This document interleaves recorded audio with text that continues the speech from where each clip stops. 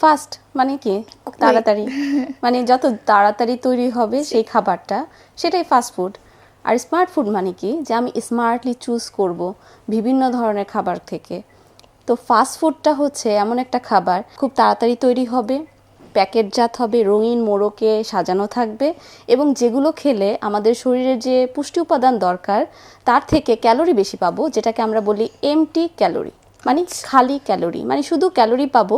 কিন্তু দেখা যায় যে সেগুলো বারবার প্রসেস হওয়ার কারণে, প্যাকেটজাত হওয়ার কারণে সেগুলো সাধারণত অনেক বেশি ক্যালোরি বহন করে, কিন্তু যে মাইক্রোনিউট্রিয়েন্ট এবং ম্যাক্রোনিউট্রিয়েন্টগুলো আমাদের জন্য জরুরি সেগুলো তার মধ্যে থাকে না। ফাস্ট ফুড তৈরি করার ক্ষেত্রে যেসব উপাদান মানে ব্যবহার করা হয় সেগুলো হচ্ছে, যেমন হচ্ছে প্রসেস হুইট ফ্লাওয়ার, গমের তৈরি খাবার যেগুলো হচ্ছে প্রসেস গম, সেটা দিয়ে তৈরি করা হয়।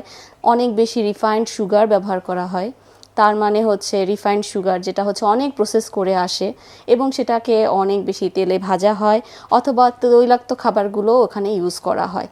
তো এটা অনেক কুইক, মানে কুইক করার জন্য এটাকে অনেক প্রসেস করা হয়েছে এবং সেটা আমাদের সামনে নিয়ে আসা হয়েছে, এবং সেটা তখন আমরা খেয়ে সাধারণত দেখা যায় যে মনের তৃপ্তি হয়, বাট হচ্ছে আমাদের শরীরের যে শরীরবৃত্তীয় চাহিদার জন্য যে মাইক্রোনিউট্রিয়েন্টগুলো প্রয়োজন হয় সেগুলো আমরা অত সহজে পাই না।